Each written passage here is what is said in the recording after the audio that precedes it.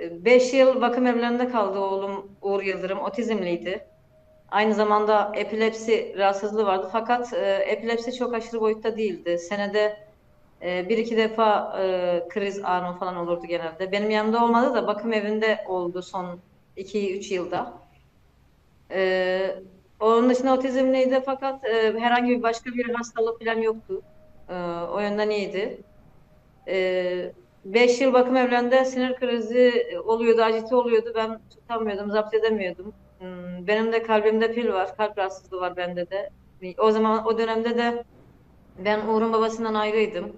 Yalnız yaşayan bir anneydim. Haliyle zapt edemediğim için bakım merkezine rehabilite edilsin, biraz iyi olsun, sonrasında almak şartıyla vermiştim. Fakat maalesef daha da kötüye gitti. Hiçbir şekilde Uğur'u biraz iyi olsun alayım derken maalesef canını alamadım. Cenazesini aldım. Yani acı bir boyutta. Bir haftaya yakındır ben Uğur'un nasıl bir şey gördüğüne dair, şiddet gördüğüne dair, nasıl bir şey olduğuna dair video görüntülerini izlemeye başladım. Yeni gördüm yani video görüntülerini, kamera kayıtlarını. O günden beri de bir haftadır neredeyse iyi değilim. Gerçekten kayıtları izledikçe daha çok çocuğun neler yaşadığını, ne tür bir acı durumda olduğunu gördükçe daha da kötü olmaya başladım. Benim tek temennim, tek amacım dediğim gibi oğlumun katilleri tutuklansın. İlk duruşma görüldü 27 Şubat 2026'da fakat ilk duruşmada kamera kayıtları olmasına rağmen, otopsi raporu olmasına rağmen her şey gün yüzünde, görüntü var, deliller var, her şey var. Fakat ona rağmen savcılık tutuklama istemesine rağmen hakim tutuklamadı. Sanıklar şu an dışarıda. İkinci celse de 24 Haziran'a erteledi. 24 Haziran'da bu ayda ikinci celse görülecek. İkinci duruşma. Ve ikinci duruşmada da ben istiyorum ki artık tutuklansınlar, yani istiyorum. Ağırlaştırılmış ceza alsınlar istiyorum. İşte çevremde ben adalet arayışına başladım. O sırada tanıdığım değerli insanlarla tanışmış oldum. Medyaya çıktı, haberler çıktı filan.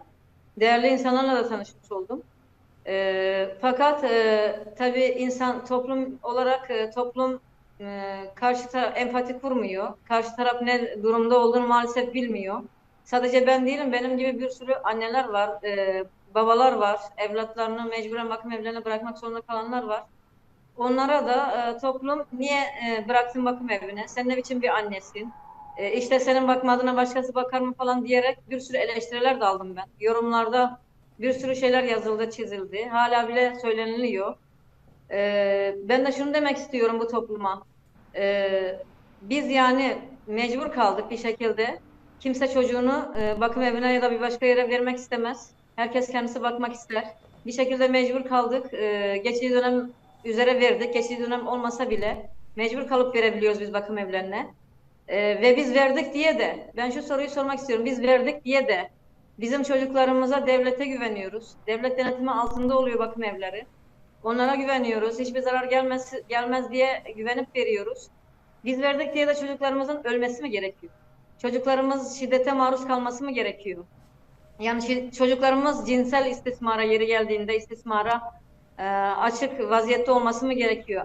Aç mı bırakılması gerekiyor? Susuz bırakılması mı gerekiyor? Bakımı yapılamayıp üstü başı çıplak vaziyette soğuk kışlarda dolaşıp ayakları yere basıyor, fayansta soğuk yerlerde yere basıyor ve hastalıklara yakalanan kişiler de var. Araştırılıyor. İşte benim çocuğum fazla doz ilaç almış, vermişler, açıkça ortada.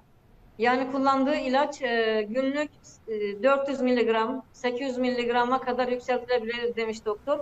Alması gerekirken oğlumunki 11.958 miligram çıktı.